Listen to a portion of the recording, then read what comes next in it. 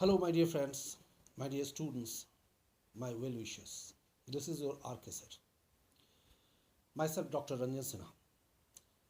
Again, I welcome you all in my Easy English course. In my last videos, I taught you many things in brief.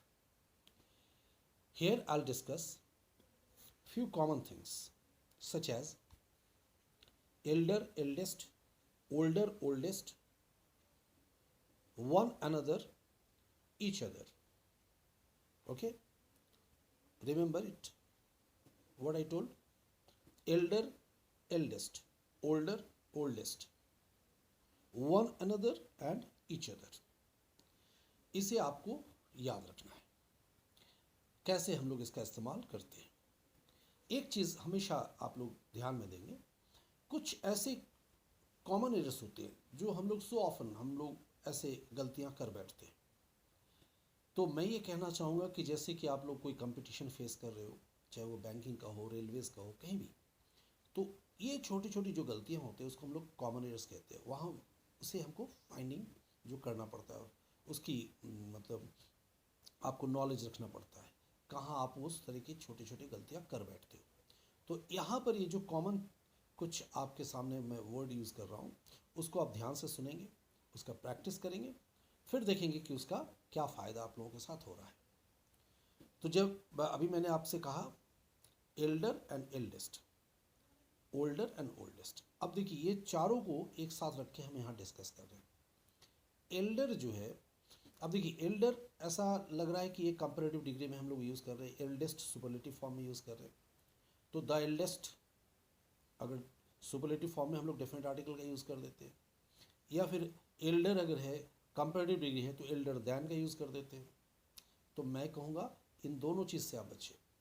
Elder के साथ then का इस्तेमाल कभी आप नहीं करें, और नहीं एल्डेस्ट को सुपरलेटिव डिग्री की तरह द एल्डेस्ट आप लगाएं। याद रखेंगे, यानी एल्डर के साथ कभी दैन जो है फॉलो नहीं होगा। एल्डर का मतलब क्या हो जाता है, अब मैं थोड़ा बारीकी से आपको समझा रहा हूँ। एल्डर का मतलब क्या हो गया? बड़ा। अब बड़ा मतलब क्या है? जैसे अगर मुझे कहना है कि ये मेरे बड़ा भाई है, बड़े भाई है, तो he is my elder brother. Simple, मैंने ये कह दिया, he is my elder brother. अगर मैं ऐसा कहूँ कि ये मेरे सबसे बड़े पुत्र हैं, मेरा सबसे बड़ा बेटा है, he is my eldest son, तो मैं ये कह दिया। तो एल्डेस्ट जैसे ही मैंने कहा तो ये स्पष्ट हो गया, he is my eldest son, यानी वो मेरा घर में सबसे बड़ा बेटा है। अगर मुझे ये कहना था कि इज़ माई एल्डर ब्रदर, यानी वो मेरे बड़े भाई हैं। स्पष्ट हो गया। अब देखिए ओल्डर और ओल्डेस्ट, यहाँ पर क्या हो जाता है? ओल्डर और ओल्डेस्ट, सबसे पहले मैं बता दूं, यहाँ पर इसको कंपैरेटिव डिग्री और सुपरलेटिव डिग्री की तरह हम लोग यूज़ करेंगे। दूसरी चीज़ है, कंपेयर अगर हमें करना हो तो चाहे वो इंसानों के बीच में करें या कोई भी ऐसे जो मतलब किसी ऑब्जेक्ट के साथ करें। अगर मुझे बोलना हो कि ये जो है राम और श्याम के बीच में अगर मैं कंपेयर करूं, तो अगर मैं बोलूं Shyam is older than Ram, older के साथ हमने क्या यूज़ किया? देन। और वहाँ पर अगर मैं बोलूं कि मोहन जो है वो सबसे बड़ा है, तो Mohan is the oldest boy among his friends, ऐसा मैंने बोल दिया। अपने दोस्तों के बीच में वो सबसे बड़ा लड़का है, तो द ओल्डेस्ट मैंने बोला। अगर मैं ऐसा बोलूं कि ये जो आम का पेड़ है अमरूद के पेड़ से ज़्यादा पुराना है या ज़्यादा बड़ा है, जो भी बोले, तो उस सेंस में अगर मैं बोलूं this mango tree is older than the guava tree, ठीक है, तो वहाँ हम क्या यूज़ करेंगे? Older. I can use it, older than the guava tree. और ठीक उसी तरीके से अगर मैं बोलूं कि यह आम का पेड़ इस गांव में सबसे पुराना पेड़ है, तो this mango tree is the oldest tree in this village, तो मैं ऐसे बोल सकता हूं द ओल्डेस्ट ट्री। यानी आपको आ गया समझ में? ओल्डर और ओल्डेस्ट जो हम यूज करेंगे वो कंपैरेटिव एंड सुपरलेटिव के लिए फॉर्म होगा, यूज होगा, और उसका कंपैरिजन हम लोग व्यक्ति विशेष के लिए करें या वस्तु विशेष के लिए करें, हम लोग कर सकते हैं। अब बचता है उसमें क्या? Each other and one another.